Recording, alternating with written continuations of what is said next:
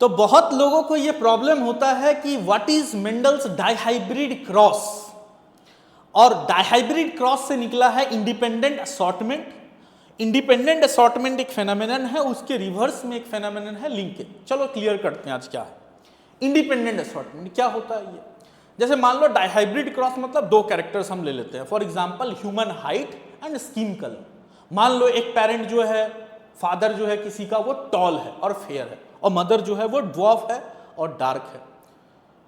तो next generation में आने वाले चाइल्ड कैसे होंगे?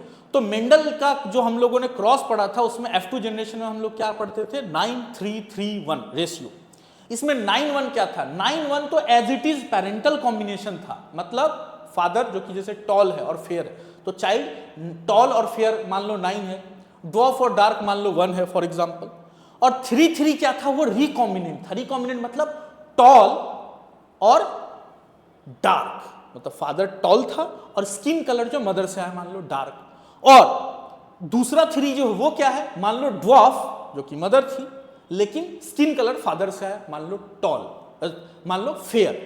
मतलब रिकॉम्बिनेंट्स यहां पे पेरेंटल कॉम्बिनेशन के साथ साथ रिकॉम्बिनेंट भी देखने को मिल रहा है। इसका मतलब क्या निकला? मेंडल्स लॉ में बोला गया है कि एक ट्रेट दूसरे ट्रेट से इंडिपेंडेंटली सेग्रीगेट होता है। At the time of gamete formation one pair of allele segregate independently of other pair of allele. ये था इंडिपेंडेंट असॉर्टमेंट। अब लिंकेज भी ले लो, सेम केस को अगर हम लिंकेज की तरह सोचे तो क्या होगा? मान लो कि एक पेरेंट टॉल है और फेयर है फादर, और मदर जो है वो ड्वार्फ है और डार्क है। तो जो चाइल्ड है आने वाले जनरेशन में, जो चाइल्ड होंगे वो कैसे होंगे?